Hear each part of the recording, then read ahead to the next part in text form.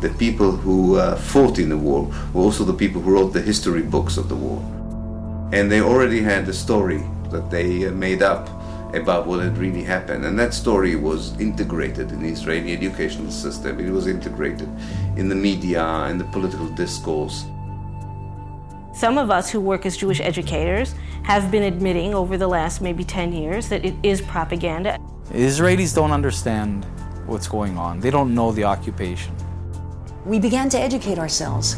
And the first thing we did was invite women, Palestinian women, to come into our homes and talk to us and tell us what exactly was the problem as they saw it. And little by little, we learned about their lives. We learned about the suffering they encountered on a daily basis. We learned about the killing going on there, about the lives that were completely circumscribed by an occupation that they had no control over. I'm one of the few Israelis not in uniform and not a settler that's been in the territories in the last 9 months. You see that the army was actually waging a very cruel war. On the Israeli side, there seems to be no understanding that this is how you create terrorism. If you are so repressive on a people, you give them the sense of having no options, and that's a very dangerous place. In fact, there's a very clear correlation between the kind of human rights abuses that Israel commits in the West Bank and Gaza and the Palestinian militant response to those abuses.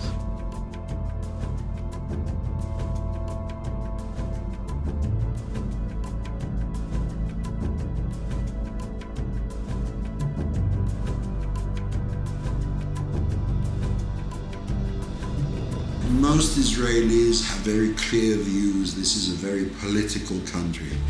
And when you talk to somebody, you can argue all night.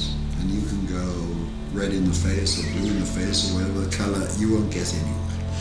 But when somebody says, I refuse to do this, this is wrong for me, for us, for our country, this is immoral, and I'll go to prison rather than do it. And one guy does it, 5 guys, and 50, and 100. And people say, hey, what's going on here?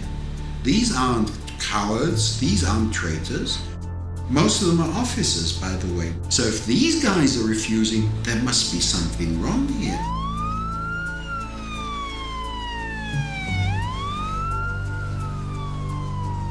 Nobody can argue with what I've seen. I mean, they may not like how I say it, or they may not like all the facts that I convey.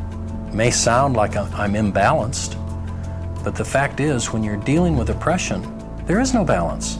Even someone with a 20% open mind would reach the same conclusions that our commission reached. You could be pro-Israeli, and still, if you saw these realities, you'd have to have a completely closed mind not to come to the same conclusions that we reached. So the violence begins with the occupation. The opposition is resistance to the occupation. Resistance to violence is legitimate in any country in the world. I may disagree with some of the acts of resistance. I think some of the tactics are stupid. Attacks on Israeli civilians are stupid, immoral, and counterproductive. They should be stopped. We should not use violence whatsoever, because it really destroys our intentions, and it destroys our position, which is in the higher moral standing. We are the victims, and the world should not understand that we are the victims. Criticizing the Israeli government policy for assassinating people or for shooting children and maiming them, for thousands of children, that's not anti-Semitic, that's humane. We have to tell the truth about what's going on and say as clearly as we can, if you keep going down this path, you're going to destroy yourselves. No enemy will have to destroy you. You're rotting from within because of the methods you're using against innocent people. I don't think even with the best video that you can make, Americans will really understand what it is like to be a Palestinian under occupation. I guarantee you, if you spend 1 week in Gaza or in the West Bank, you will understand it in a very profound way.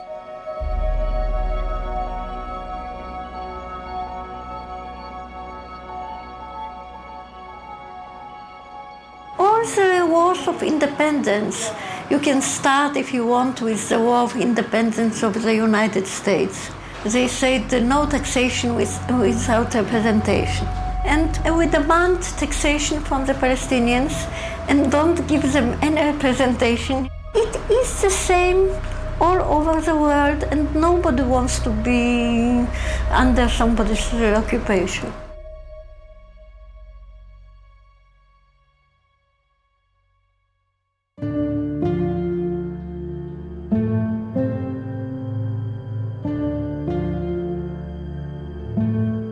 As an Israeli, we go to India and to South America to meet the Native American Indians. We're looking for these indigenous people with some kind of more rooted wisdom, and they're right here.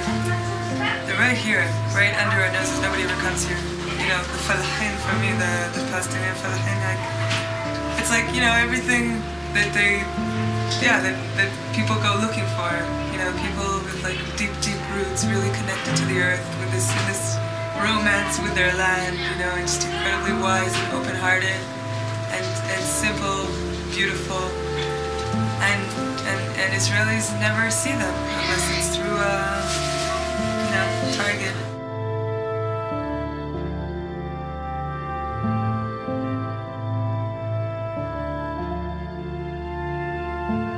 I wish that people knew what was really going on here, and I wish that people could see these people through my eyes.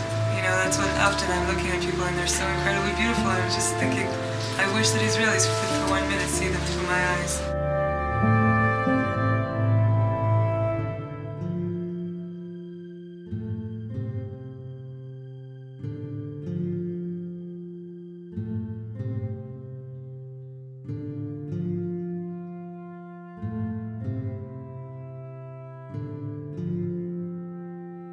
No amount of reading, attendance at conferences, documentary viewing, and word of mouth could have prepared me for the reality of the situation here. You just can't imagine it unless you see it.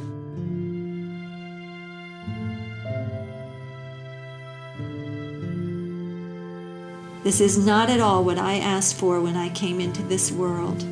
This is not at all what the people here asked for when they came into this world.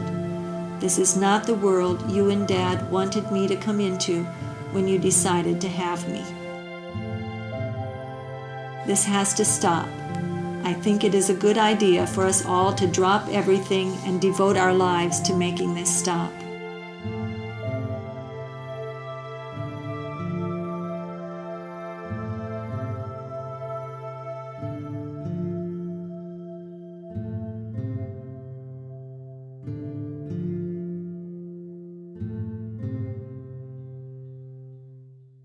The real battle for justice in the Middle East has to be fought and won here in America. This is an American issue because this is an issue of American foreign policy. The Israelis are talking about this, and I think it's time for Americans to realize they're the only ones not talking about it. And it's actually very dangerous for their own interests and for the interest of Israeli Jews here. We're not going to be tossed in jail. We're not going to be tortured. We're not facing what people in the occupied territories are facing. If we decide we don't want to do it, fine. But then try to look yourself in the mirror and say, I'm a murderer. It's really high time for Americans to step up to the plate, to do whatever we can, encourage our government to take a strong initiative to end the occupation.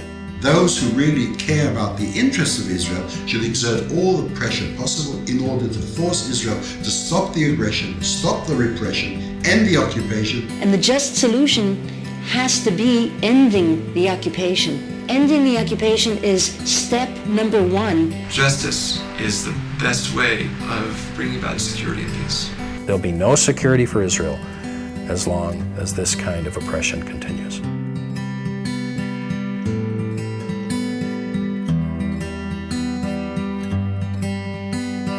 Close my eyes tonight. My kind